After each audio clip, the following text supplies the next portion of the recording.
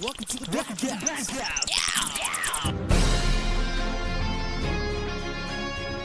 Some days you just can't get rid of a bomb. Now you want to get nuts? Come on, let's get nuts. I'll get drive-through. This is why Superman works alone. Murder me! Martha, why did you say that name?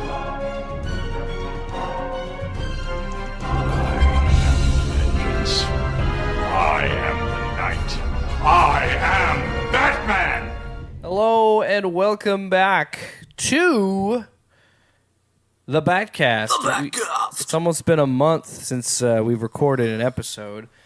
The last one we recorded was talking about Arkham Asylum, and we were going to go through and rank all the Arkham games. We're still going to do that, but we realized this week is big because on September 21st, it will be Batman's 80th birthday, which is crazy to think that Batman has been around for 80 years. And in honor of that, we figured let's talk about everything that we love about Batman. Yes, the bests, our favorites, all this stuff. I know that seems like it's not going to be that different from the format. Well, it is, but it isn't. I mean, usually when we gush about it, we dive into one particular thing. Where this, we're kind of just going to go broad and all over the place and just talk about the Caped Crusader, dude. I'm just gonna go ahead and ask you a quick best. What's your favorite animated film? You know what's funny is I typed that on the list. That's on my list. That's on the list. But I feel like animation is something that DC has done very, very well. Mm-hmm. And Batman in particular, and especially now. Like, their animation has gotten, like, a lot better. But,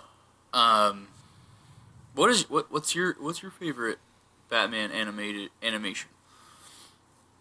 Well, it's kind of, it's interesting because there's so, like you said, there's so many, and there's so many good ones, because DC, that's the best thing that they do, is the DC Universe animated movies. It's really hard to narrow it down because I've been thinking about this for a while when we were kind of putting this together and thinking of stories. Mine's a no contest. Well, I think I know what yours is. And mine, I think it's in a weird thing because it's kind of in a weird spot. They're like neck and neck to what I would want. And I would say probably my favorite would be Batman: The Dark Knight Returns.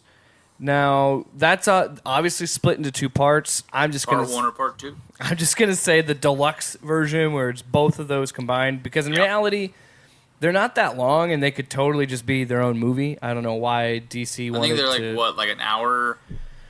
Yeah. Hour 15 at the most? Yeah, I think they're like each one. 76 minutes, something like that. So... Be an easy 2.5 hours if you really sat down. Yeah, it actually is paced decently well. I think the reason I like it so much is because I know I'm not going to say that The Dark Knight Returns is my favorite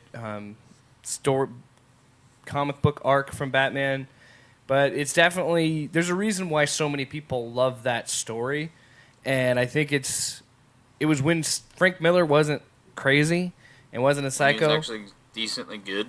Yeah, and didn't go full on like right-wing racist in some of his work. Sometimes that's what you gotta do. I think it's done in a way that it's... And all of these are pretty faithful to the source material. But this one, I just loved it so much. And they did something a little bit different where in the graphic novel, the emphasis of the third act of that story is his fight with Superman. But they do it a little bit different in the animated movie, and they kind of put more emphasis on his fight with the Joker. And his fight with the Joker in the Tunnel of Love is just awesome. And it was so great. And the fact that they got freaking RoboCop to be Batman that excited me even more about this movie. Robo Batman. And I didn't want to say because they're split into two parts, but because of how they ended the first part of it, like gets you amped up for the second part, even though I think you could watch them all in one, but it literally ends with him fighting the mutant leader in the mud pit, and it has that moment, one of my favorite Batman moments of all time, is when he's fighting him, and he goes, "Son, you don't understand. This isn't an operating room, or this isn't a mud pit. This is an operating room, and I'm the surgeon," and breaks that dude's leg. I was just like, "Fuck yeah!" And I like when they write Batman like that, when he's just a badass and he doesn't give a fuck. Like when they wrote Arkham Knight, there's like just a lot of just shit that he's just like, yeah, I'm gonna break your neck. I'm gonna fucking. All kinds of just like, did he just fucking say that? Yeah, so The Dark Knight Returns is probably my favorite animated movie. I'm going to go ahead and do some honorable mentions for myself. The twist at the end, and this is kind of a spoiler. I mean, if you haven't seen it, then fuck you. But the Hush movie, we did an episode on it, so go back and listen to that. It's on my list. Maybe like top 10. I don't know where it would rank in there because I like a lot of it. Like the twist at the end, fucking loved it. Some of the things, because it's a superhero, whatever reason, they need to make it cheesy. So there's some things that kind of hinder that. But I like that because Riddler is my favorite villain, so I have like a soft spot in there. Killing Joke also makes it on my list. It's probably like, if I would have to, probably like number 11 because of the first like half hour of the Batgirl stupidity, but like the last 45 minutes kind of make up for it because it's so good. And that the whole part with Joker raping Barbara, like, creepy and shitty and gross, and then he basically just shows Jim like all the pictures of it. Like, this is me balls deep in your daughter. This is her titties. Like, you really. It's implied. He doesn't. We don't know if he rapes her or not. I'm pretty sure that it happened. But I like those. I also like the newer ones of the Son of Batman. Batman Bad Blood isn't bad, but the Lucius's son, not a fan of that. Isn't that Batwing? The Batwing, yeah. I mean, it's cool, but it's basically just Batman Beyond. Also, real quick, there's one thing I want to mention. Did you see the story that everybody's having a big deal, throwing a big fit about Batman? They're going to make a black Batman. No. Yeah, there's some rumors. I don't know if it's true, but there's some rumors that they're going to make Batman black at some point, and I'm like, it's whatever. I don't really care. It's just another... I mean, you see this in comic books all the time where they do some sort of PR marketing to get people interested in their comics. Yeah. Sales are probably dipping a little bit, so they have to do something. And I'm a little bit different than what I used to be in that, where I was just like... Before I was like, oh, man, they're making Thor a girl just for diversity's sake or all that. I kind of changed my tune on this. I don't really give a crap. If it's good, it's whatever. It doesn't really matter to me. I like the idea of not rewriting the character, because if you change the ethnicity, you literally have to change the background story in a way, because of the whole culture and everything. But like, they did it with Superman. They wrote a black guy as Superman. I kind of don't care, but at the same time, I feel like you're quote unquote ruining what they were written as. I don't mind them being a woman, being a different race, but I want them to be a different character. Yeah. Like Miles Morales. He's Spider-Man, but he's It's He's not Peter Parker. Yeah, He's, you know. Yeah, totally different. And that's the thing. And it's like Bruce Wayne is a privileged, rich white guy. So yeah, like that just makes that fits the bill, because if he's a black guy, the whole, because they're gonna do this stupid like poor neighborhood. Yeah, Stereotypical. And I'm not trying to be racist. I'm not trying to do anything. No, if anything, that's racist. If you're gonna make him in like, that's what I'm saying. Is like they always go with stereotypical, like he's a street thug. So yeah, this is how he's a street thug, and his parents got popped in the alley down the street because gang wars. Yeah, something like that. And you kind of lose that divine right in it, because. Yeah. You know, he probably would have went down the other path if it wasn't for the fact that, I don't know. Sorry, I didn't mean to derail you. I just that reminded me of it. I also do the whole like the female thing. I don't necessarily approve of the female taking and erasing the other guy. Like Lady Jane being Thor. I'm all for that, because the fucking title, Love and Thunder. It's awesome. Like, fuck yeah, dude. Well, and the story, like the Mighty Thor storyline with Jane is actually really cool. And because she has like, again, we're getting off topic. We'll come back here. We'll bring it back here in a second. Long story short, she was dying of cancer in the story, and she was in chemotherapy. And she gets the ability to wield Mjolnir. I don't know the exact details because I haven't read it. I just kind of know like the cliff notes. But essentially, her being Thor is because of Thor losing his ability to be Thor. He's unworthy at this point, and she kind of takes the mantle. And he learns how to be a better person because of her. She teaches him how to be better, and they both learn how to be a hero and be better or whatever. And it's actually a really cool story. And by the end of it, I like that.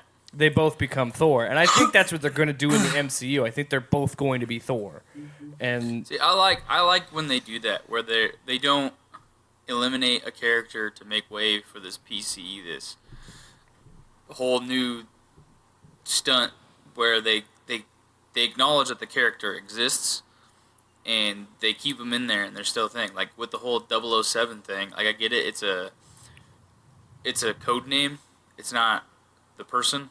That's kind of how we explain why they keep replacing the guy. That's who the girl is. Like they're talking about the female agent. She is 007. She's not James Bond. That's what I'm saying. But like, I feel like if you're gonna be James Bond 007, like, kind of got to be a dude, because the whole identity is rich British playboy guy, where like I would rather have 008 or like 009 and it be a woman character, and they do a series of female agents and everything. But at the same time, Christopher Nolan did a whole trilogy on how it doesn't matter who's under the cowl. Exactly. It's what they do. All right, so defines them. I kind of derailed you there. So what is your favorite Batman animated feature? I would put number 2 as Red Hood, because I really enjoy that storyline. But Batman, Mr. Freeze, Sub-Zero, numero uno. Just because that story is... Mr. Freeze is literally trying to do his own thing.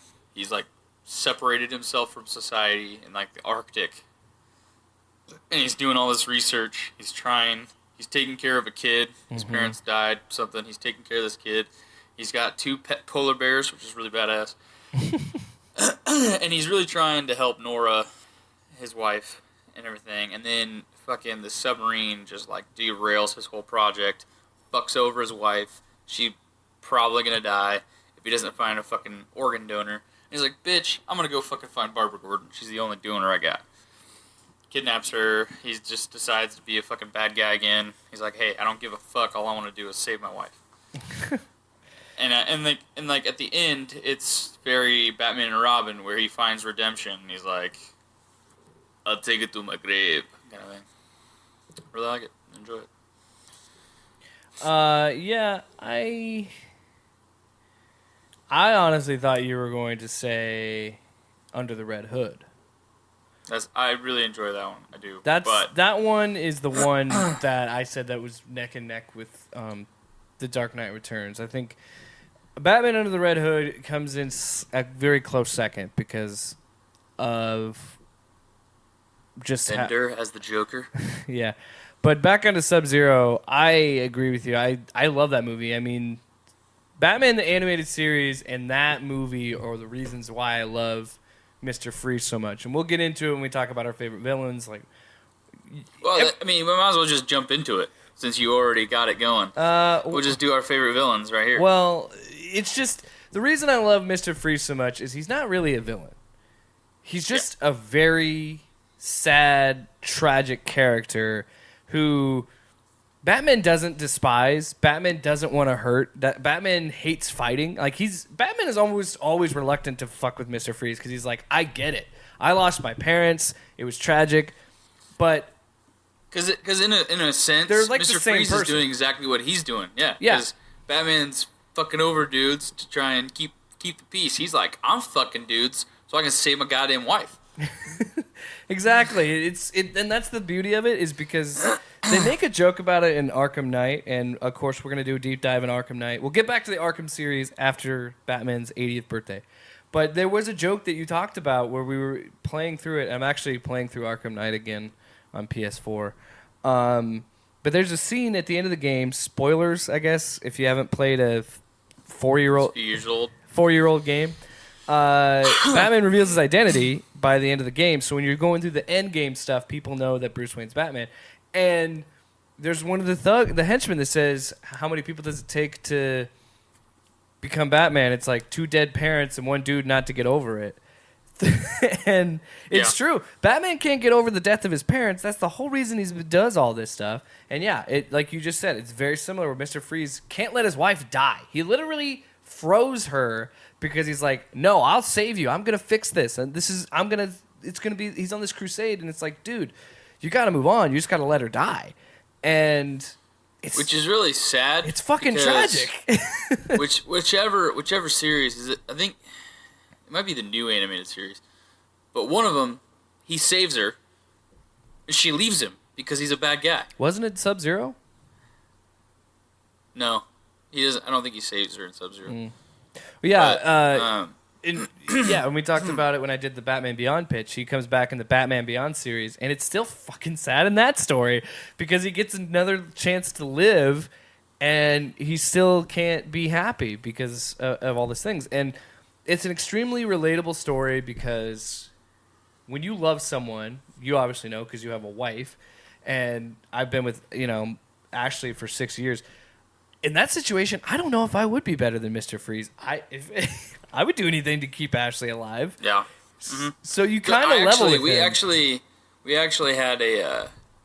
I mean, it's normal with this part of the pregnancy, but she did pass out at work, and like they called me, and so I had to like go pick her up, take her to the hospital, get everything checked out. But like I literally was like rolling over like situations in my head. Yeah. Like, I'm gonna fuck up dudes. I'm gonna fucking just ram traffic. And like the whole time I'm like thinking about work, and I'm like, I don't give a fuck.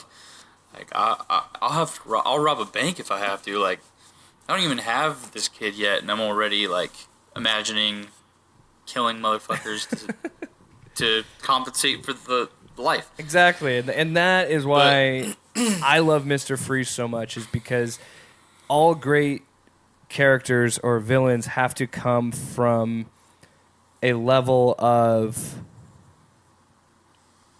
that feeling of, I'll do anything I can to save this person. I'll do anything I can to not let them go. And it's also a good story of like, sometimes even though you love someone more than anything on this earth, they're going to die. And you're going to have to accept that, and you're going to have to move on. And that's why I love Mr. Freeze so much. And I really hope one of these days he'll get the proper people behind it and make an awesome live-action version of Mr. Freeze. Now, that being said, and this is the beauty of Batman, I actually don't mind Arnold Schwarzenegger's Mr. Freeze because it's silly and stupid and it fits that movie. Oh yeah. With killed the dinosaurs, the Ice Age. And I feel like every time they cast, it fits the trilogy, the franchise, the movie that they're going for. Like with Nicholson, 80s, campy, dark. It fits that style, the Tim Burton Gothic style. And then you get Heath Ledger, and that fits that dark, that realistic, that believable, that mobster type image. And then you get Jared Leto, which to each his own. A lot of people don't like it. I enjoyed it. But you get the clown prince of crime. You get the kingpin type and dude, and that fits because that bright colored, clearly a comic book movie. I enjoyed that too. And then even like 60s Batman with Cesar Ramon or whatever, and he's got a mustache under his makeup. I'm gonna stop you there. That type of shit. Because we're gonna go. Joker is such a big deal that Joker gets his own segment. This is why I love Mr. Freeze. And you've mentioned it before on this show. You even mentioned it this episode. Your favorite is the Riddler. So I want to know why the Riddler is Luke's favorite Batman villain. So the Riddler is my favorite villain because he's like one of the only, I mean, there's a lot of villains that do it, but one of the main bads. A lot of people consider him like a C-list villain. I consider him fucking an A-list but he's one of the only villains that actually make Batman live up to his name of the greatest detective. He's like, he sets these traps, these riddles, and it makes Batman actually go in, do research, and try to hatch these little schemes. And it just, I like Batman as a badass who cracks skulls, breaks necks, arms, but I also like the conundrum of the mind and the getting the cogs and the wheels turning, and seeing a little bit more of a mystery and a mind game. Because one of my favorite series of episodes from the animated series is the one where, and I used to have this on the VHS, and I'd watch the shit out of it, is when the Riddler gets the maze, the giant maze, and he puts Batman and Robin in it, and they have to like go through it and like do all these little puzzles to try and get out, and they finally do it, and they take him out, and it's so cool, and just and then all the Arkham games as well, with all those like hidden clues. Yeah. You got to unlock this, Fuck and you got to go through that. I love it. I hate it. And like I like because I suck at puzzles. I like suspense. I like those dramas, like crime dramas. I like mysteries. I like spending time wondering who, what, how, why, and then at the very end, like the whole time I'm like trying to figure it out myself. I'm trying to do it, and then at the end, I find out, and I'm like, oh fuck, I knew it, or holy shit, didn't see that fucking coming. I like that because it keeps me on edge. Well, and like we just said, that's the beauty of Batman, and that's the beauty of his rogues gallery. I mean, how many times can, say we did a Superman podcast, all we would talk about with Superman's villains are two, maybe. That'd be Brainiac and Lex Luthor, where we could probably do a week-to-week episode on each villain, which actually we should do that. That'd be cool. But that's the thing. His rogues gallery is the best of any superhero. It doesn't matter Spider-Man or Superman or anybody. I think Batman has the best rogues gallery because those characters could be used that way. And they could be used... We talked about Mr. Freeze with how he's believable and everything. And how he fits everything. Where the Riddler, and we've seen it to the extreme with Jim Carrey, obviously, in Batman and Batman Forever. I still think that Frank Gorshin from the 60s, I think that is a better representation of the Riddler. And that's the Jim thing. Carrey says that that's where he pulled his inspiration too. But I really like how he's like super serious.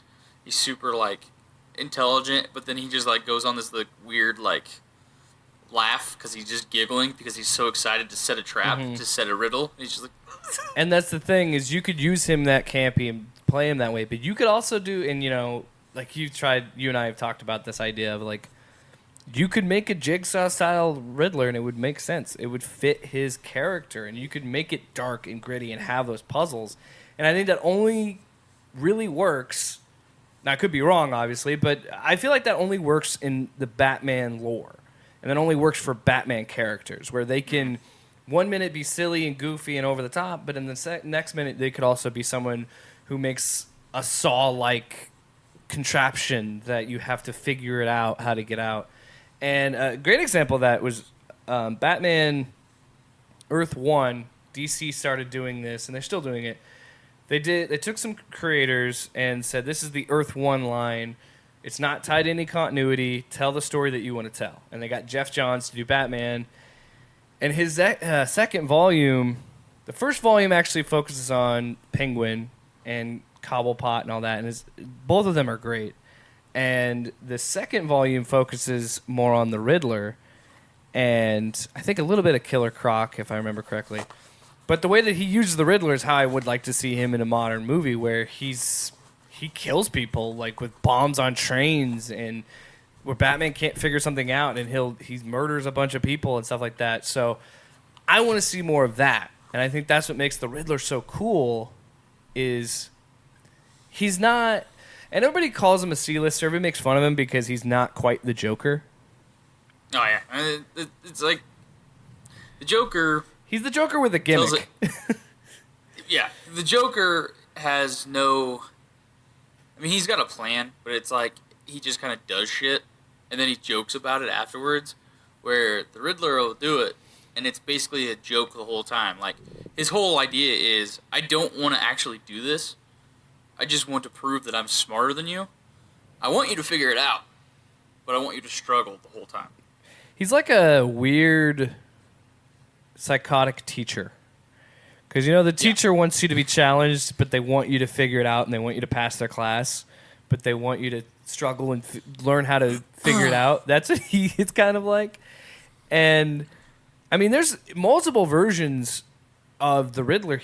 Almost every iteration I've seen or read or heard about, I guess not really heard, but every version of Batman, at one point, the Riddler figures out who Batman is because it's the greatest riddle. And he figures it out every time because he's so smart. But then he's kind of like the Joker in a way, where he's like, when, you know, Joker has that line in Arkham City where he's like, that ruins the fun if I know who he is. The Riddler's kind of like, well, I know who he is, but I could tell people, but I want them to figure it out. Like, I want to draw this out. And there's been times he's gotten arrested because he's an idiot, or he's so smart that he's also kind of dumb, where he's like, I want them to find me because it's, look at how smart I am. He wants the fame of it. Yeah, and that's the thing too, is like he's so his ego gets the better of him so many times because he can't just do it without signing his name. He's always signing his name. Mm-hmm. He's doing all of this crazy bullshit, and nobody would ever figure it out that it was him. But he's got to fucking throw in a riddle and just fucking write a big old giant question mark on the shit and be like, hey, I did it. It was me. See? I did it. Aha. See? And they got Dave Franco to be the voice in Young Justice, which I think is kind of cool. It's kind of, and I like him. It's funny because he's just like, I'm the Riddler, man. But I think one of the lines from that is, it's one of his riddles, and it's like, I'm not tree. What is it? Not a tree. not so I don't know, something. It's plant based, but the whole idea is, and it's funny because Nightwing just goes ambush, and then just fucking like all these villains just come in, and they're like, it's pretty funny. Yeah.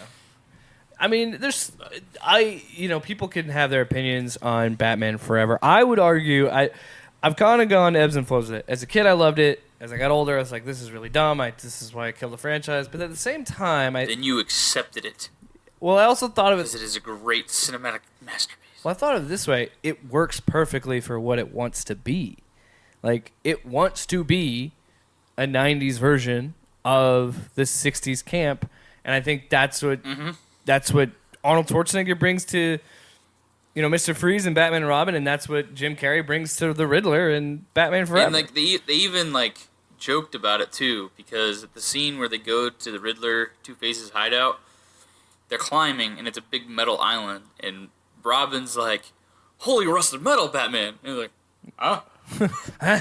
He's like, "No, the island, it's metal and it's full of holes." He's like, "Oh, cool." Funny. But yeah, again, it works great for that. So we talked about our favorite villains, and we decided that... Who's your favorite villain? Please comment down below. Let us know. And maybe... like, comment, subscribe. So let's talk about the Clown Prince of Crime. He's such a big deal. He gets his own topic. I know. We're shills. Because we got to get that... So then we can clip it out and get all that... clout from YouTube and be like, ooh, look, they're talking about the Joker. We are. So I want to start first. Okay. I guess if you want to include him, you can. I kind of want to put Mark Hamill in his own class, but I guess that's not really fair to the other, because there's been a lot of animated Jokers, I guess, but there's been a lot of animated Mark Hamill Jokers too. Yeah. Okay, so let's just go with, screw it. You can put Mark Hamill in there. You could put voice actors in if you want. Who is your favorite Joker? And why? So if we're just going... Don't be that... I know you're going to go with Jack Nicholson because you love Batman 89 so much. No. I mean... And we probably. obviously can't put in Joaquin Phoenix because we haven't seen the movie yet. We haven't seen that. We'll probably do another Joker episode. Yeah, we'll definitely review that for this show. Which has a lot of mixed feelings, mixed, views right now. A lot of people think it's a cinematic masterpiece. Other people think it's dog shit. Some people think it's bad for society, and I'm like, no, stop It's that. classic Joaquin Phoenix overacting, and I don't know, excited. man. I'm kind of excited, man. The first trailer was maybe... Yeah, we're in the Joker topic, so we could talk about this. So the first trailer kind of was like, I don't know. I was kind of like, I don't know. This could be good. Like, I was kind of iffy about it. The second trailer kind of blew me away. I was like, this is actually pretty well done. This is really cool. The fucking final trailer? I was like, this is actually really... That kind of got me hooked. I was like, I kind of want to see this movie. But the thing I don't understand is, why do you got to do that? Just make one freaking trailer. Make that your trailer. If that was that good of a trailer, why was not that one you start with? I would have just done the... as the trailer, I would have put the part where he goes, and when you introduce me, can you introduce me as Joker? And they like look at each other like, what? And then that's your trailer. That little bit right there. Yeah. That's it. So, excluding Joaquin Phoenix for obvious reasons, who is your favorite Joker and why? You're thinking about it. I could see the gears turning.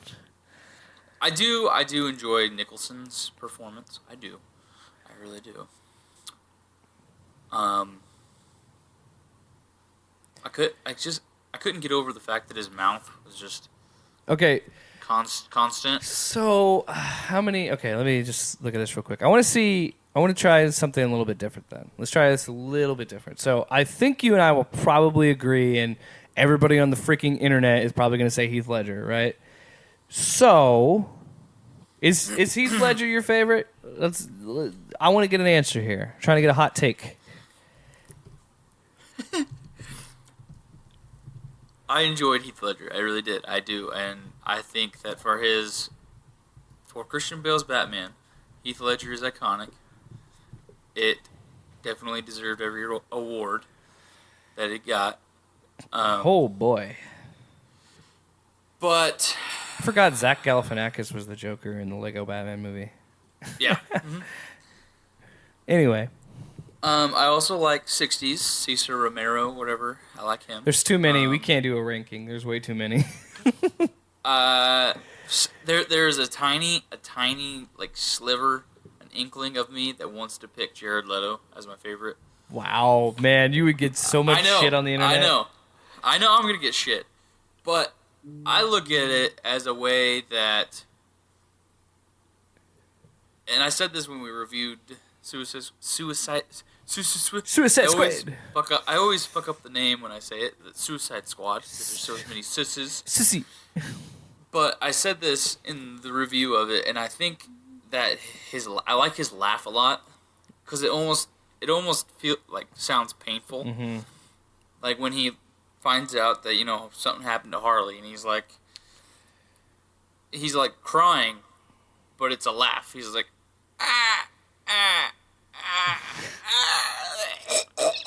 but Yeah. But I just, the tattoos is the only thing that got me. Like the one on his hand, it's not terrible. It's kind of like a weird gag. Yeah. But the face tattoos, the other one's not whatever. But I like it because in that sense,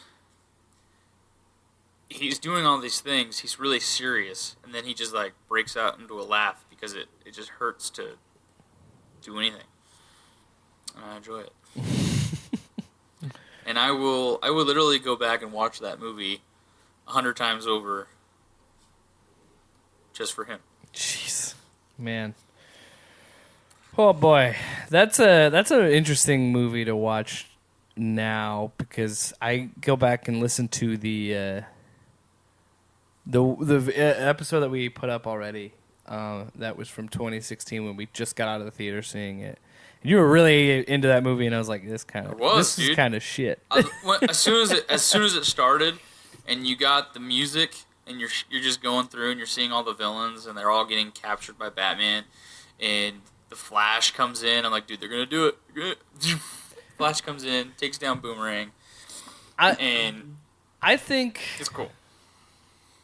It's kind of soundtrack. Heath Ledger kind of ruins it in a way, honestly, until we see Joaquin Phoenix's performance. But this is the problem I run into with The Dark Knight. I think Heath Ledger is phenomenal in that movie. I honestly, some people have said this on the internet, and I don't know necessarily if I completely agree, but Heath Ledger absolutely just takes over that movie. And I'm not saying that Dark Knight is a bad movie without Heath Ledger, but he absolutely carries that film. Where there's, like, as much as I like Christian Bale as Batman and I like Nolan's trilogy, there are parts where I'm like, man, when are we going to fucking see Joker again? I can't wait to fucking see the Joker. Like, I want to see more of this. Like, they did such a great job of not showing you anything in that opening sequence. That bank robbery sequence is such a great fucking way to open a movie. And the twist at the end that it's him, and showing him without actually giving you anything was awesome. And then that actual introduction scene of him just icing that dude right away. Want to see a magic trick? Like, so much of that's great. And this the little line of like, do you think you could just walk in here, take our money, and walk away? Yeah. Let's not blow things out of proportion.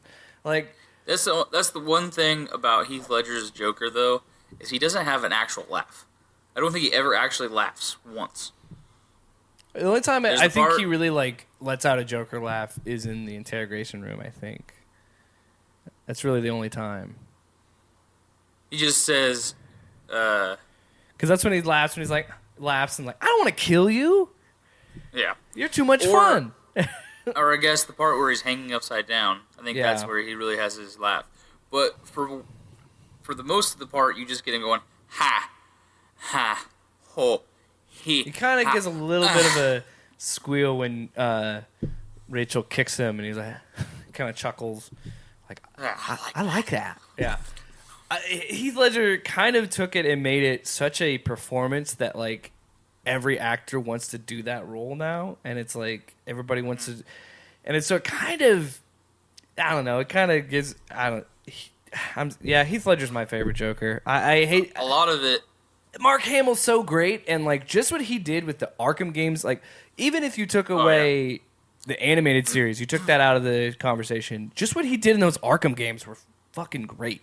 Like, his performances were amazing.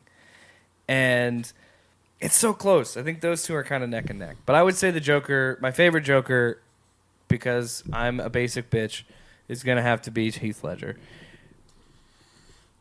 And oh, go ahead. I was gonna say with the Joker though, when you think the Joker, you immediately go to one of two. You either grew up with it, so you know it as Mark Hamill. Mark Hamill is the Joker, or you know the Dark Knight trilogy, and you immediately think Heath Ledger. Heath Ledger's Joker. But with that, when you think Batman, as much as Mark Hamill is the Joker, Kevin Conroy is not Batman. When you think Batman, you never immediately go, "Oh yeah, animated series, that's Batman." You go to Keaton or Bale, or you think of the camp of the '90s. But nobody ever thinks of Clooney. That's true. Or you just think about how bad it was. Yeah. Yeah. But that's my thing, is like Mark Hamill's performance is so good that it casts a really big shadow on your title character. So Batman is kind of just pushing in the background, because when those two are on screen together, Conroy is just kind of like a voice. Yeah. You don't see the face. You don't really think of him when you think of Batman. Yeah, I mean, that's why they're making a movie about the Joker, just strictly about the Joker. You know, that he has such a broad appeal that almost, and that's why we're talking about him separately. It's just the fact that he's so popular that he kind of transcends the Rogues Gallery, and he transcends Batman himself. He's so big and iconic. And I think it is because, you know, we've talked about how relatable all these characters are, and that's probably why we love Batman so much. The Joker speaks to that darker sense of humor that everybody has. And it speaks... All it takes is just one bad day. And you kind of... I love the idea that, like, Joker only exists because of Batman. I love that idea where it's like, well, if this guy can dress up like a lunatic, why can't I? Mm-hmm. And he wants to, you know, he thinks he's helping people, but he's causing all this chaos. Why can't I do it? And that's why, you know, everybody loves that interrogation scene from The Dark Knight, because it perfectly sums up their relationship. They'll never kill each other. They should easily kill each other, but they never will, because deep down, I think they are in love with each other. Like, they love this thing. They're best friends, and this is how they hang out. And I think the way that they do that in Arkham Knight is genius. To where Batman is kind of grieving over the loss of Joker in a way, because he's in his brain and he can't get rid of him. Mm-hmm. And it's like, that's so fucked up, but it's so cool. And obviously we'll talk more about that when we talk about Arkham Knight. But and that's like you're saying with Hamill, is that's why it's so hard, and that's why he's so special, because there's tons of voice actors that have done a good job. Like, there are a lot of good Jokers like that. We talked about Bender, John DiMaggio, being the Joker in Under the Red Hood. I thought he was great in that. I like his raspy, like, deep, like, kind of voice. When he's like, "Hey, kid, tell me, which is different, forward or backhand?" Forehand, backhand. He just beat the shit out of Jason. Or when they go to bust him out of Arkham, and he kills all of Black Mask's guys, and he's just eating some chips, and he just kills them all, and he goes, "I'm going to need some new guys, because these ones are all kind of dead." And he starts laughing. And that was the stupidest part, too, is he's eating his chips, and he goes, "Can I have a glass of water?" And they bring it to him, and it's a fucking glass. Why would... Yeah, what? Why would you give a fucking maniac? Who was running Arkham? You bring them a plastic cup. Always plastic. Did Magneto teach you nothing? Yeah, and that's the thing with Hamill is so good that you hold everybody up to that standard, and I think that's probably the same thing with Heath Ledger, where he completely controlled and owned every single scene he is in, and by the time you hit the third act where he kind of takes a back seat a little bit, you're kind of bummed out. And that's nothing to say against Aaron Eckhart's performance in the whole Two-Face storyline, but at you're just like, I want more of this. And it's unfortunate that he passed away because I feel like there was going to be I heard one or two scenes with him in that movie. Yeah, I heard rumors they were gonna do a Harley Joker thing where they were gonna put her in, and not actually Harley, but like Harleen. Oh yeah, have like some sort of. They were gonna have her and like interviewing him and shit, and then she was gonna help break him out. And this big thing was gonna ensue. Basically, just Arkham Asylum, but on the big screen. Yeah. All right, so we talked about the Joker. We've talked about our favorite villains. Let's talk about the man himself. Beneath the cowl. Favorite animated movies. Let's talk about who is your favorite. No. Before we get there, let's talk the man behind the suit, behind the dustpan, behind the mop, the guy who presses the suit, the guy who gets the bat shit out of the cave. Alfred. Oh. Robin. And Robin? Well, that was going to be a discussion. We can do either one, because I was going to say, who's your favorite Robin? I'm not necessarily like actor or portrayal, but just in general, like the character.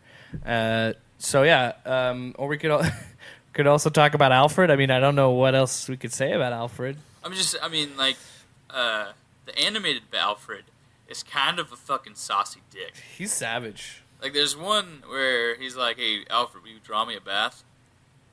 He's got a picture of a bathtub on a piece of paper. He's like, "Yeah, I did." Shit like that. I'll cancel the pizzas. That's funny too. Okay, drive-through. Which they totally made that for the McDonald's commercial. Why did they keep that in the movie? I don't know. But the part where Chris O'Donnell's Dick Grayson is doing his laundry, and for whatever reason, he's got this weird like kung fu style of drying his clothes. Yeah. And Alfred's just giving him the fuck me eyes the whole time. Damn, dog. And then he like winks at him and like mops it all up.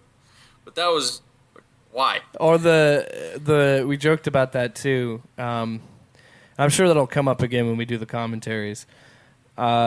He's the only one to be in all four. Well, of the fact that he series. made this delicious lurking cheeseburger, and Dick fucking Grayson turns him. No, it was it Bruce or was it Dick? I can't remember.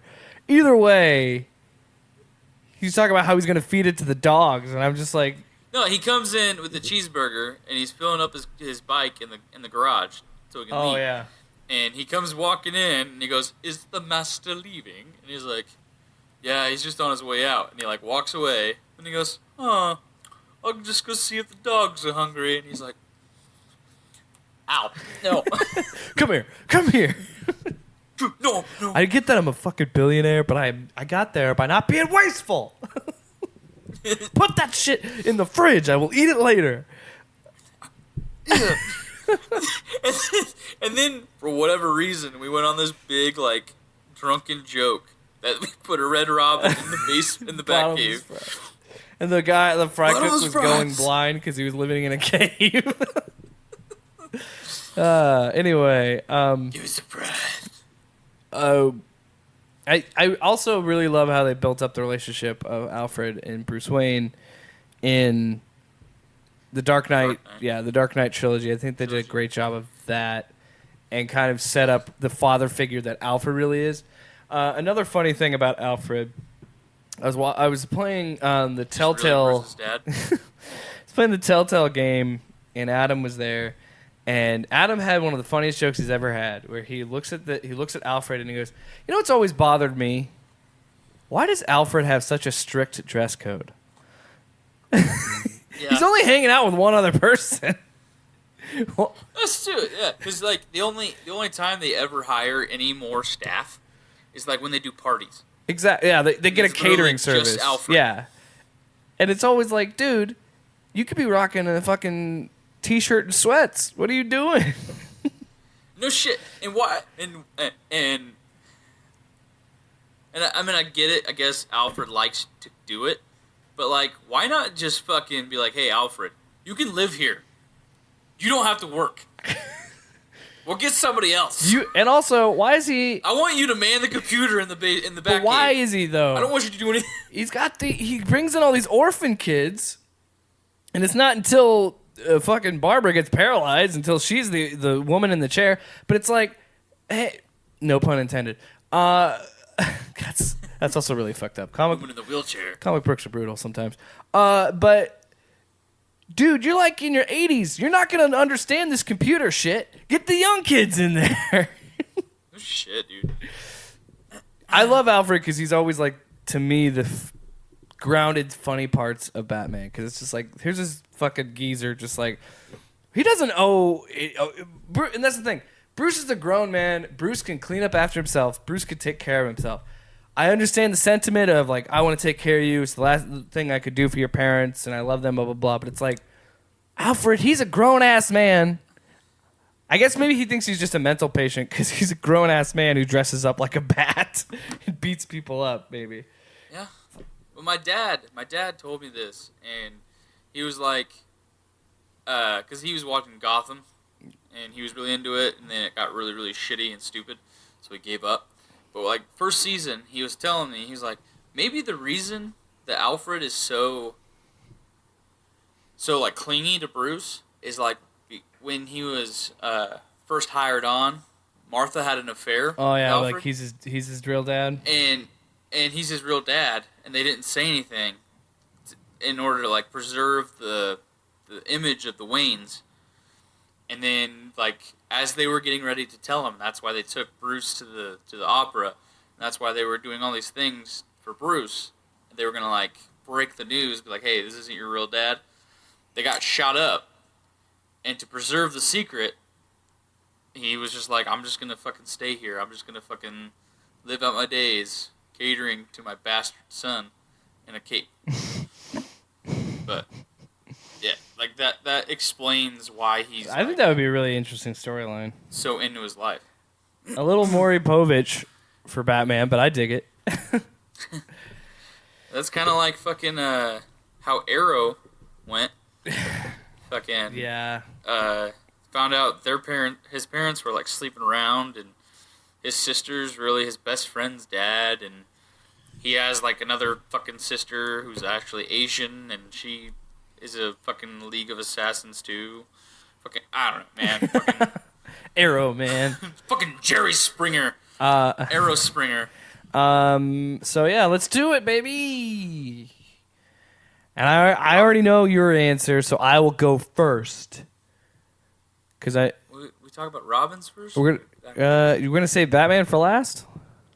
Yeah, I mean obviously. All right. Well, we got two more things left. Our favorite Robin and our favorite Bruce Wayne. So that's mostly just the actor. But so our favorite Robin, I'll go first since you've been going first the last few times. My favorite Robin, and you're going to hate this. You're really going to hate this. You like Carrie Kelly, don't you? My favorite Robin is Damian Wayne. Jason? Ah, fuck yeah. No. I've actually grown on Damian. Like at first, I hated him because he was a fucking little prick.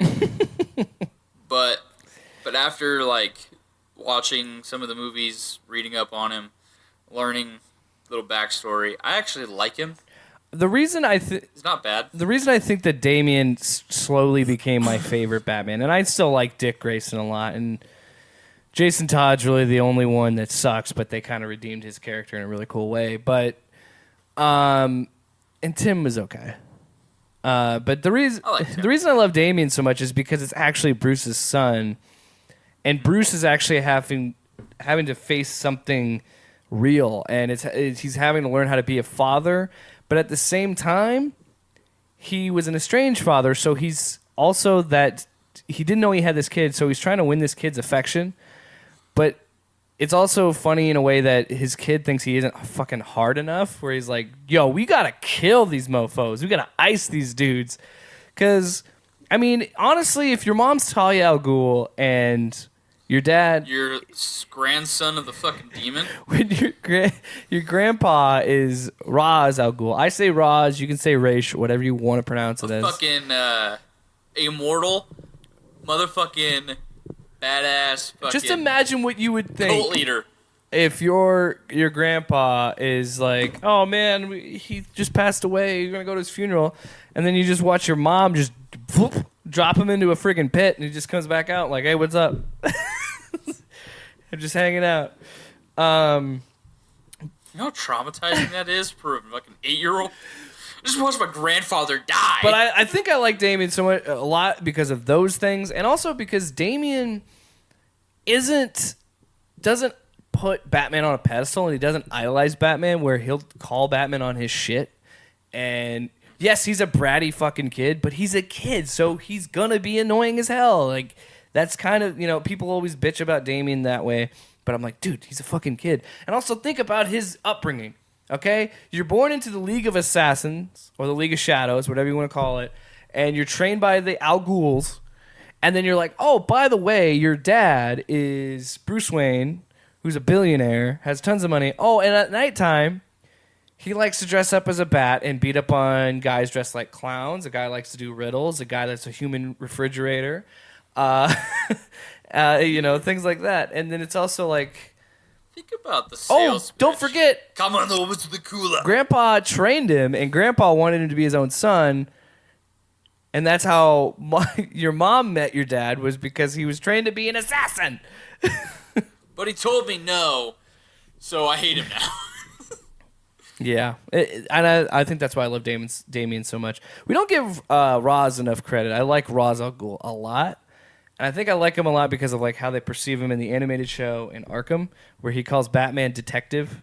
I just think that's a cool little silly quirk that I like about his character, and he's the demon. So, Luke, who's your favorite Robin? Well, obviously I like the Dick. But I like him more as, and I mean a lot of people do, I like him more as Nightwing. Yeah. And, I like everybody as their second alter like ego. Red Robin I like Red Nightwing, Hood. I like Red Hood.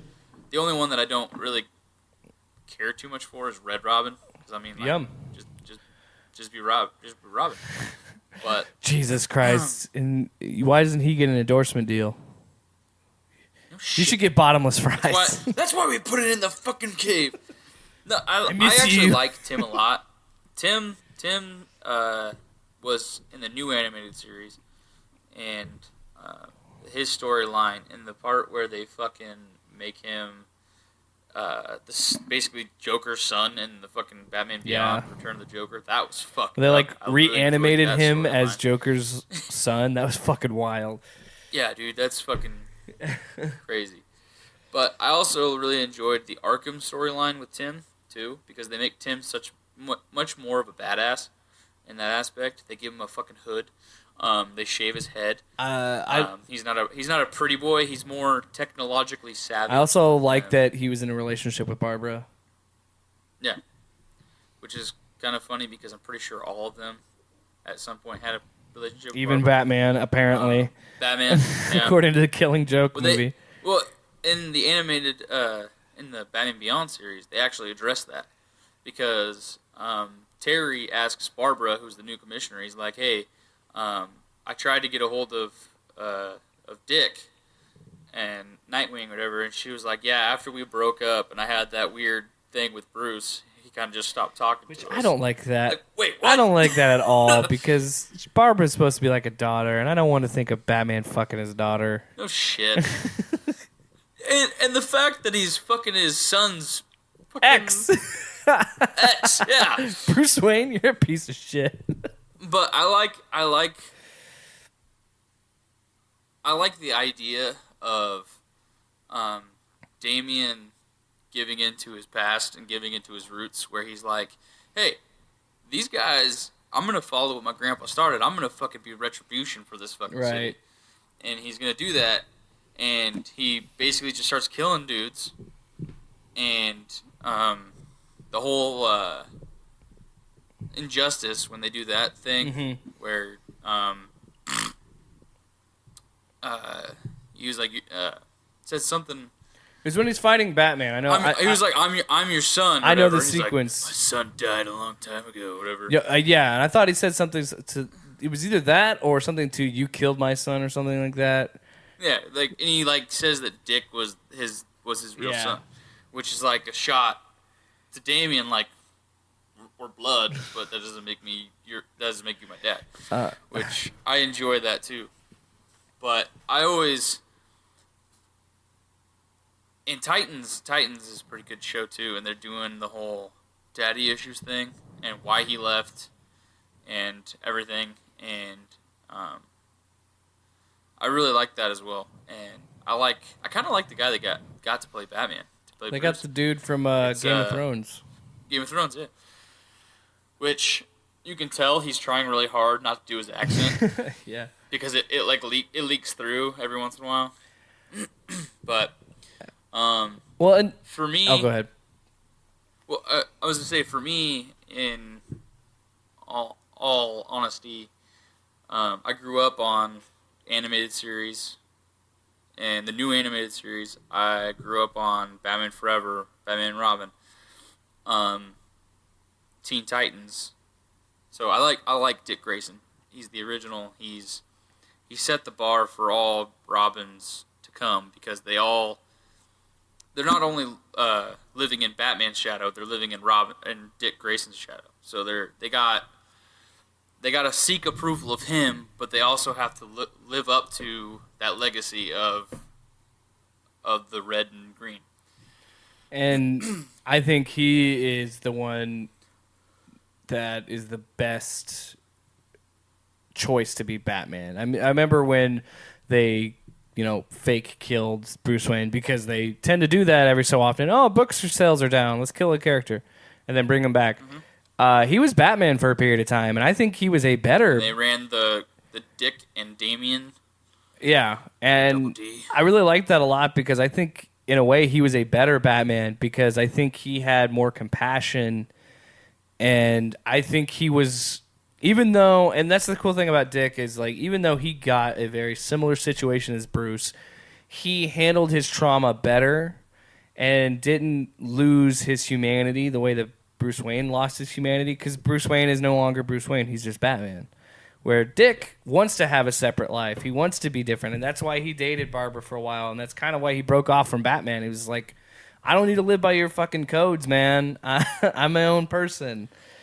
And I think that's why they love each other and respect each other so much. It's just like that, And I love the fact that Dick does don the cowl for a while, and he essentially becomes a better Batman. But Bruce comes back, and he gets his suit back, and he says, "You'll never be me." And you're just like, I just did this for like how long? I had no problems. Yeah, and then, I did all this shit, if not better than you. Yeah, and then... And you're going to come in here and tell me that I'm doing a shitty job? And Dick just kind of responds with like, well, whatever, I'll just go back to being fucking Nightwing and go back to Bloodhaven. Whatever, dude. All right. So now it's time to talk about the man behind... The night mullet. The night mullet.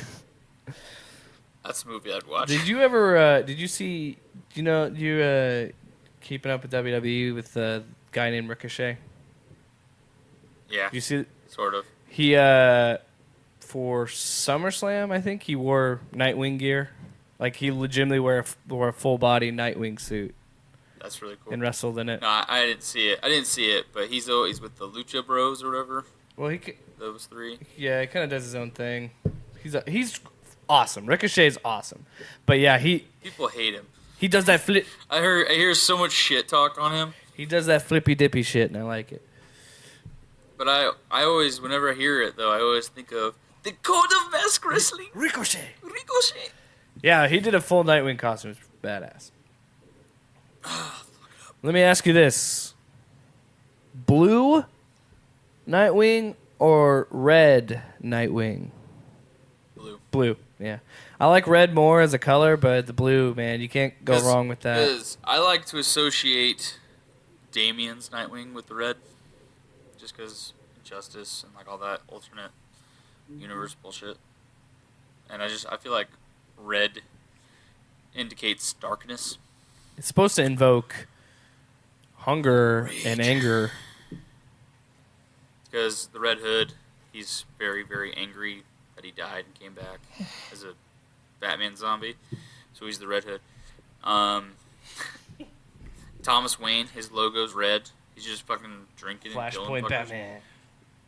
Dude, I would love a Flashpoint Batman. It's just Punisher, but it's awesome. Well, yeah, but I would also the Joker like to mom. See, I would like to see Martha and Thomas, like we do Bruce and Selena sex scene, like taking their clothes off and fucking like I would like. I don't want to watch Batman fuck the Joker. I want to see Thomas Batman just smearing paint on Martha's face, Tits. just plowing her. Oh my god. Okay. And then no, just bear with me. No. Me. There's a scene. No, I'm not. This gonna is get like into details, fanfic, okay? man. No, I want it to be where, after like a big fight, Thomas goes home, and she's waiting in the house for him, and there, she's like, I mean, she's gonna be naked in this part. She's got purple bra and panties on. Or she's trying. No, I mean, I'm not gonna get into details, obviously, but she's trying to get into Thomas's head. She's trying to fuck with his psyche, and they go into the shower, and they start getting busy. Like they take off the bat suit, and all this stuff, and they just get real intimate. And as they're in the shower, you just see the makeup, the hair dye. It just goes down into the drain, and for like an inkling of a moment, Thomas thinks that maybe there's hope for her. Maybe she can be cured. And then it like pans out, and it's like the morning, and they're like sleeping together, and it's like a normal day. And she just looks over, and out of nowhere, fucking stabs him in the chest, and fucking like leaves, and like a fucking. Well, that was a lot sweeter like, and more tasteful than I imagined. And then like, yeah, I mean, I'm not going to go into a full blown fucking porno, but I would like to see that. But like he realizes that she's gone, and that she's just doing this out of spite, just to fuck with his brain. I like that though. Okay, that was a lot more tasteful and better than I anticipated. See, there's two sides of Luke Williams. Okay? There's raunchy porno Luke, and then there's intimate, Make love, Luke. romantic.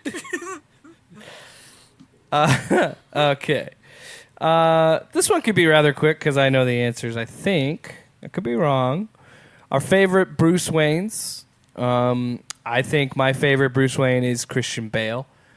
I think where people make the jokes to the Batman voice, but I think he did a great job portraying Bruce Wayne as this douchebag billionaire that doesn't care about anybody or anything but himself, and he like we know as an audience that that's not him, so we know it's an act.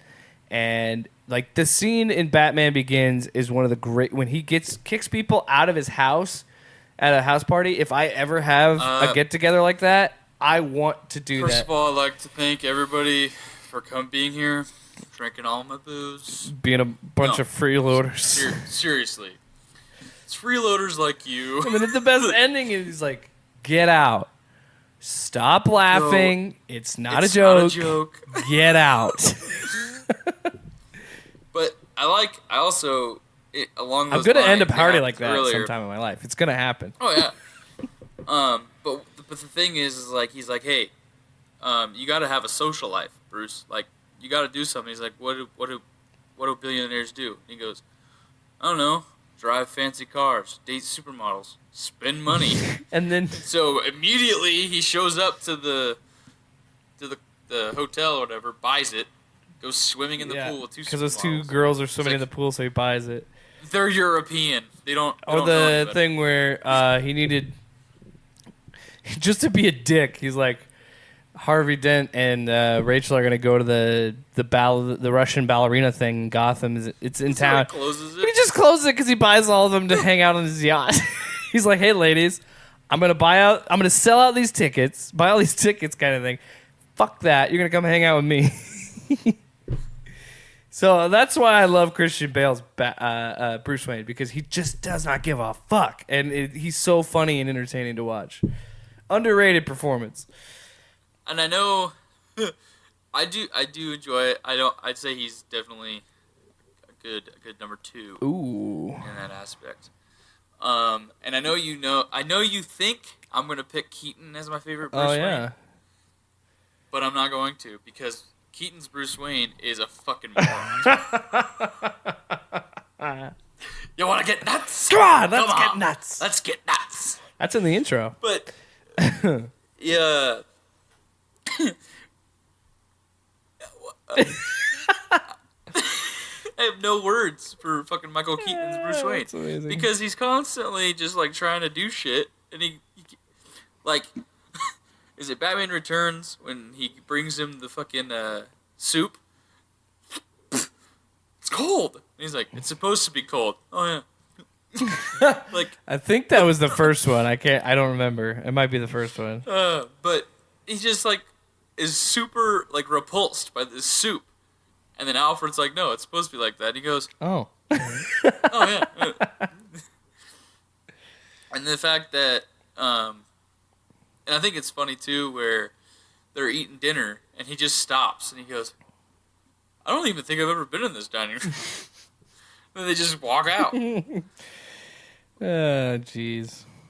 But he's just off the walls, doesn't know what the fuck's going on, and he's like, yeah, I'm not going to be here. I'm going to be out of town. And then Alfred's like, no, we're going to be here for a very long time. Bro, I'm not trying to hook up with this chick. I'm trying to play hard to get. But Alfred, you cockblock. I would say Hmm. Kilmer. I think Kilmer. Jeez. No, Kilmer, actually, they go in depth on him more than you realize. Like, they really Yeah. go into him. With the whole, like, night terrors and psychological damage Yeah. and the repressed memories. And then, I mean, I would also say that Clooney does a very good job, but that's just Clooney. Like, he doesn't play a character, it's just Clooney being Clooney. Yeah. But I would also argue that Clooney's a better Bruce than he has ever been a Batman. Like, if it was a movie, if it was Bruce Wayne and Dick Grayson, that would be a good movie. And you just eliminate the entire parts that are Batman. All of it. But yeah, I like Kilmer's a lot. I just rewatched The Saint with Val Kilmer. And that is a stand-up movie. Interesting choice. Kind of a weird movie, but okay. I know. I feel like they gave Bruce. Batman Forever is more of a Bruce Wayne movie. Yeah. In and of itself, because you see a little bit more of his business with Edward and the Applied Sciences Division and all that stuff. I mean, you get that in the Batman, the Dark Knight trilogy, but Dude, there was a... more so Lucius runs Wayne Enterprises, whereas this one Val Kilmer runs it. Dude, there was a whole sequence that they cut out of Batman Forever that...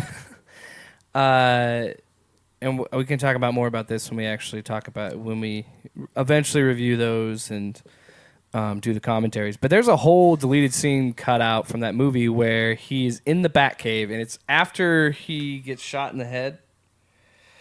What? Yeah, which was like doesn't even show up as a scar later or anything like that. But after he gets shot in the head, and after she gets kidnapped, Nicole Kidman gets kidnapped. There's a sequence where he goes in the Batcave and he's staring into a giant bat. You can find the clips on YouTube, and that was one of the most expensive things in the movie because they made this giant animatronic bat like flapping its wings. So it's like the scene earlier in the movie where he sees the bat flapping in the darkness at him. It's like that, but like life size, like human sized. This giant fucking bat is in this bat. And they scrap and then they're just like, we'll cut it. Like there was a lot more to the Bruce Wayne stuff in deleted scenes. Like they had a lot more to that movie. So I can kind of see what you're getting at, where they kind of, in a bad way, not the best way, they dive into the psyche of Bruce Wayne more. So I can kind of level with you on the Val Kilmer stuff a little bit, but he's not as funny as Christian Bale. So no, that's true. I mean, part of this is for the discussion because if we continue to agree on shit, exactly. I know exactly. It wouldn't be fun. I know exactly. It wouldn't be fun. So my answers I think are honest, but at the same time, I do a lot of it for the controversy. I think it makes a lot more sense than people want to admit. I think it's a better movie than a lot of people want to admit. And in some aspects, it's still not a great movie, but I do think they try some things with Bruce Wayne that are different, and I like that. I'd rather see them try something and fail than not try at all and just be bland. But I also like Batman Forever because the Riddler is a Bruce Wayne villain. Edward Nygma is a Bruce Wayne villain, where the Riddler is Batman's villain. So they have that that duality to it. Yeah. So he's not just facing them at night. He's kind of facing him during the day, like the whole party where they show up and he's like, "Too timid to try my machine." Just say so. And so well, and people, and the fact that Jim Carrey's Edward, he just wants to become Bruce. How's my mole? Like that's his whole thing. It's like he's in a different movie. It's literally Ace Ventura meets Batman. And people could also say that Val Kilmer's performance is like a little wooden and stiff, but I like to think of it as that's because Bruce Wayne is boring. Nobody cares about Bruce Wayne. No, people only care about Batman. You know what I mean? You know what I'm saying? I'm going rock climbing later this week. Do you care to join? What a weird way to ask a girl out. At the circus, like everybody, and then I'm Batman. Harvey, I'm Batman. Like, not one of those motherfuckers heard it. Man, I can't wait to do those commentaries. Oh boy. So let's get into it. We're saving the best for last because we've been going on a lot. This is probably the longest episode we've ever done. This is going on for a while, but we got 80 years worth to talk about. We got to celebrate 80 years of the Batman. Who is our favorite live action Batman? Luke. Adam West. Oh, shocker. No, I'm just kidding. We all know who yours is. He's good. I enjoy him. Actually, I would argue that Adam West's portrayal of Bruce is a fucking stand-up performance. Because when when Commissioner Gordon calls the Batcave and is talking to him on the phone, Batman suggests getting help from Bruce Wayne. So Commissioner James fucking Gordon, forwards Batman's call to Bruce Wayne. And so in full bat suit. Adam West is holding both phones, talking to himself. Doesn't change his voice for either one. And Jim Gordon has no fucking idea. And Jim Gordon is holding the red bat phone up to the black regular phone like this. So that they can fucking talk. Doesn't figure it out. Has no idea. And Bruce is literally having a full-blown conversation with himself. It's like, Bruce, I need your help on something. Yes, Batman. I'll do that. That sounds very intriguing. Okay, so we're agreed. Yes, we are. And they just keep... I am confused. To be able to keep your composure and to be full-blown serious in that fucking situation, you gotta be a fucking great actor. But, yes, you do know my favorite Batman, and I think he's a better Batman than he is a Bruce, and that would be Keaton. Keaton's Batman is on this pedestal that I hold very, very near and dear to my heart. That motherfucker is Batman. He improvised the line, I'm Batman, at the beginning. So good. I'm Batman. Do you think he said that when he saw himself in wardrobe, like in the mirror, when he put on the full suit for the first time? I'm Batman. Probably, yeah. But I loved how he does the Google eyes. Oogly eye? I don't know what you say. But when he widens his eyes to do the stare, and he does the duck face. He's always got the duck face when he's in the suit. Fortunately, that's just his face. Yeah, I don't know your love for it. I don't understand it, but I can respect your opinion. Dude, I love the way that Tim Burton filmed this movie because it's got a darkness, and the soundtrack is just fucking phenomenal. It's like Tim Burton was trying to make a weird 50s superhero noir film, but it was also in the year of 1989. It's such a weird movie, and so much of it shouldn't work, but it somehow does. You know, and people think that the funny thing is when we rewatched it for the commentary on that one, we noticed something while watching it. We're like, man, everybody critiques Schumacher's movies in a certain light. We're like, they're so far off of what the Burton movies did. And Batman Returns is totally a Burton movie. 100% a Burton movie. Oh, yeah. But they're still both very cheesy and very campy. Mm-hmm. And Schumacher's not that far off from what Burton was doing, which is kind of weird. And I think Schumacher just brought more color. Yeah, and yeah, definitely added more, neon and things like that. And what I think is cool about Keaton's performance is, unlike the other Batmans that have done the live action, he doesn't take it too seriously. This Batman seems to be having a little bit of fun with things where he smiles more, I've noticed, than in other Batman movies, and murders people, I guess, more. Drops a bomb on that guy. It kicks him down a manhole. And then just opens fire on those guys. Okay, for Christmas, we have to do a commentary on Batman Returns. Oh, yeah. And we also have to do a kill counter. because I gotta make a drinking game every kill. With the first fucking 3 minutes, I swear to God, he kills 20 people. He straps a bomb to a guy, drops him in a manhole. He fucking lights the fucking devil guy on fire. I forgot about that.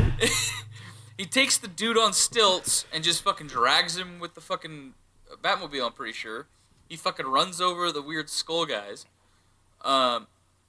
He just kills clownies. Carnies, man. He's just killing motherfuckers. I hate carnivals. See, that's the real bond between Bruce and Dick, is that they both fucking hate the carnival now. They hate the circus, man. They both hate the circus. So I totally get it. I murdered a bunch of carnies back in my day. Turns out Bruce feels really bad about Dick's parents because he actually killed Dick's parents because he hates carnies. I'm going to say my favorite Batman is actually going to surprise some people. I do think he kind of phoned it in a little bit for Justice League, but my favorite is Batfleck. I like Christian Bale's Batman a lot, too. I think it's really good, but It's the voice. the voice, and he's kind of gullible and stupid. Like you talked about how Michael Keaton's Bruce Wayne's kind of stupid. Christian Bale's Batman isn't much of a detective. Yeah. I mean, yes, he has a few scenes where he's actually like piecing together some stuff, but Lucius does most of the work for him. yeah, and there's just sometimes when it's just like, well, why would you do that, Batman? What were you thinking there, Batman? But I guess that's he's not super far into his career or whatever. Sometimes he just seems stupid, but I guess you could say that about any Like the part Batman. where he yells at the Joker to let her go, and he's like, poor choice of words. poor choice of words. You wouldn't put the bomb on an ordinary citizen. Yeah. but Batfleck, man. Batfleck is like I think what I loved about true to the fucking panels, man. Like that dude. he just had the looks body, like the Batman. and I liked how they just tried a little bit different things. I mean, some people are a little upset. There are a lot of things that people are upset about with BVS, but the fact that he killed people that bothered him, I'm like, you motherfuckers didn't watch Keaton's Batmans? You didn't watch fucking Batman Return. Keaton. Watch the ticker, man. Keaton's Batman took no fucking prisoners. Literally, he murdered Killer, people. So that didn't really bother me. I just liked the things that they did, which were so smart. Which like the fact that he wears a voice changer. They added so that he's a grizzled old Batman. Now, would I have liked to have seen a movie beforehand to see him get to that point? Yeah, kinda. I would have liked a little bit more of why we just immediately jumped to this version of Batman. Taking on fucking Superman. Yeah, and going full blown murder happy. But I like the perception that he'd been doing it for 20 years, and I like that he's still like, hey. There's some scenes that I liked, like the scene with the bat in the graveyard. I thought was dope when the giant bat comes out of the wall. A lot of people hate that, but I dig it. Argue that Ben Affleck's Bruce Wayne is really good too, because him going in for to get Barry, and he's like, "Wait, what's your superpower?" I'm rich. I'm rich. And that's the thing is that you talk about Keaton's Batman having a little bit more fun. I think Ben Affleck's character has a little bit more fun in Justice League, and I honestly would attribute that to bringing on Joss Whedon and doing reshoots and trying to lighten it up a little bit because people thought BVS was too dark. But yeah, you see that a little bit more with his Batman, where he understands that Superman wasn't this monster that he thought he was, and that he was actually the best of us, and it made him want to be a better person and change. So you actually see some growth. Yeah, so that's why the whole idea of BVS works, so that he's a badass fucking dude. And then he realizes He straight up had a Batman Arkham Superman sequence, just like though. pulls him back. In that warehouse, that was Batman That Arkham, fucking- dude. It was awesome. Holy shit, dude! I literally got chills in that fucking scene. That's so fucking cool. He's fucking hopping over dudes, fucking Grappling hooks the somersaulting. box, knocks a dude out, jumps over, Oh like my all God, this cool, dude. all So that cool fucking shit. cool. So So cool. I'll defend Batfleck. I am upset that they're going with a different direction with Pattinson. I'll give it a chance, obviously, because it's Batman. I'm going to see the movie, but I'm a little upset about that. And I do think in parts of Justice League he phones it in.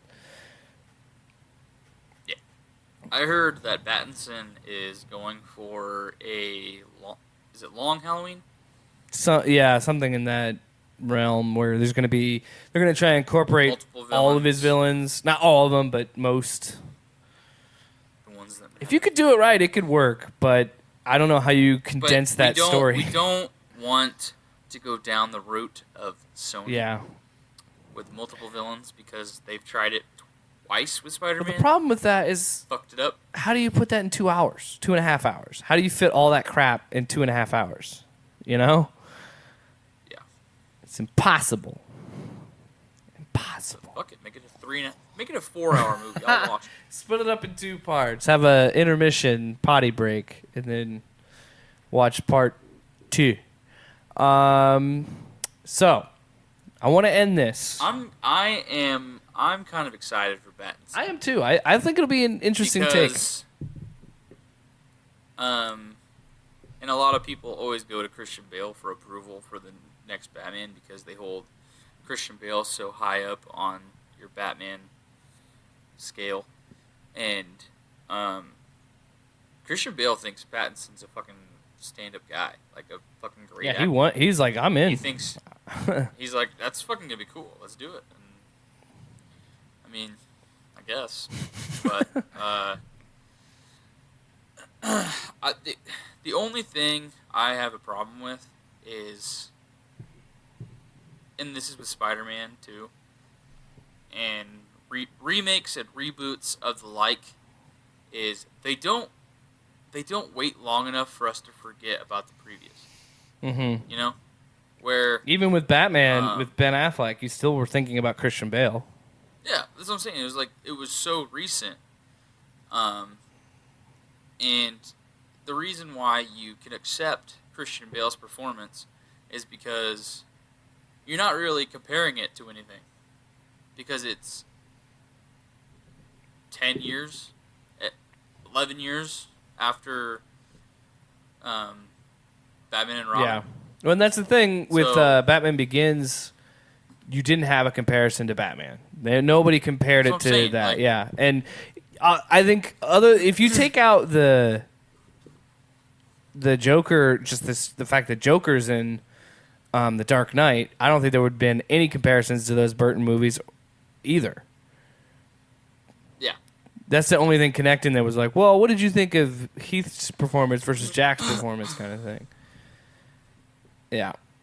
Well, lastly, there's because you don't hear anybody comparing Bane. the Bane. That's true. You don't. Yeah, because one's actually a character. One just says bomb. Bane. That's my name. Which I really enjoyed Tom Hardy. Because I like Bane as this fucking intellectual, fucking, I know everything about you. I know who you are, what you do. And then he just gets super fucking hopped up on this drug and just fucking goes stupid. Then you shall die with your city. Oh, Tom Hardy. So let's end this with something simple, okay? Because we're hour and a half at this point. Fuck yeah. Luke, why? We got to ask ourselves, why do we do a Batman podcast? Why is Batcast the thing? So, why do you love Batman so much? Why is he your favorite? I like Batman because he's a man in a costume with gadgets, and he doesn't have superpowers. I mean, you can argue that being rich is a superpower. Whatever. Just ask your president. But being less than all of these other people, like, he is still able to keep himself composed as a good guy when Superman can turn on a dime. When, like, everybody has this opportunity and ability to abuse their power, where Batman continues to live by this moral code of I'm doing it to better society, I'm doing it to better my city. And I also really like in that aspect that he just keeps shit on tap for the Justice League. Like, he'll keep Kryptonite, he'll keep fucking just like all their weaknesses in his belt, to where if at any point one of them goes rogue, he can just fuck them up. And yeah, I like that. What I'll say, the reason Batman is my favorite superhero, and the reason we do this show and we love to do the show is, it is that aspect of it's an easy starting point for someone to understand and latch onto. Where he like you said, he's in a room full of aliens and Superman, a goddess, a goddess like Wonder Woman, and the fastest man alive, a man who has a magical ring, but he manages to be the glue. If he walks into a group of Greek gods and is able to be like, "Hey, I'm just a man, but I'm better than you." I mean, one of my favorite things was Justice League Doom, where they're like, they got defeated. The Justice League did because they hacked into his computer, and because he knew everybody's weakness, and they said you didn't even have a file on your weakness, and he goes, my weakness is the Justice League. The Justice League is what keeps me in check. It was you don't have a plan B. You don't have that kind of thing in your file, and he's like, Justice League is my plan B. You people are why I will never. This is what keeps me going. This is what's going to be my kryptonite, whatever. And he keeps and like he can be frustrating at times. You cannot agree with him. I mean, hell, in this episode, we've made fun of Batman several times, but he is a character that can be reinvented multiple times, but still feel the same. And you can have so many different interpretations, but he's still the same. And I don't think you can say that about a lot of characters. He's also like you can almost like believe that it could happen, that this rich dude has all this shit and he goes out and he fucking protects his city. Like you can almost see that, like with the Dark Knight movies. So much of what is so good about those is it's realistic and it's believable, where you can get high grade weapon like body armor, and you can go out and you can fucking fight bad guys. Yeah. Like, and you have this like this humanistic thing about it because he is a human, so you feel like you can do the things that he does, but would never do.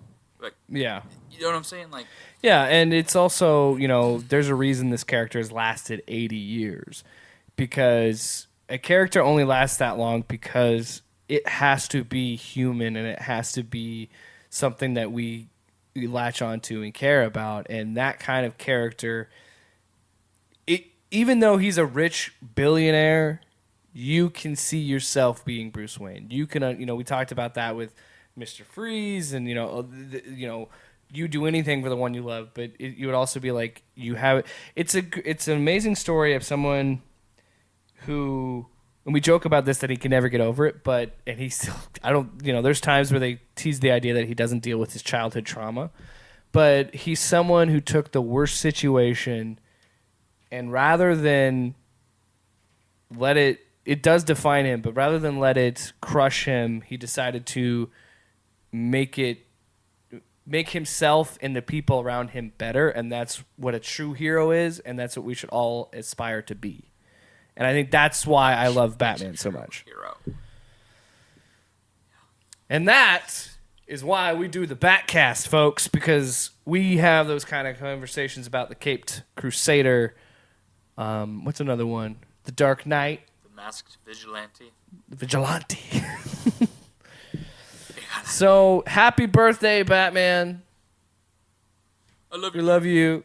This will go live. This episode will be posted September 21st. That is Batman's birthday.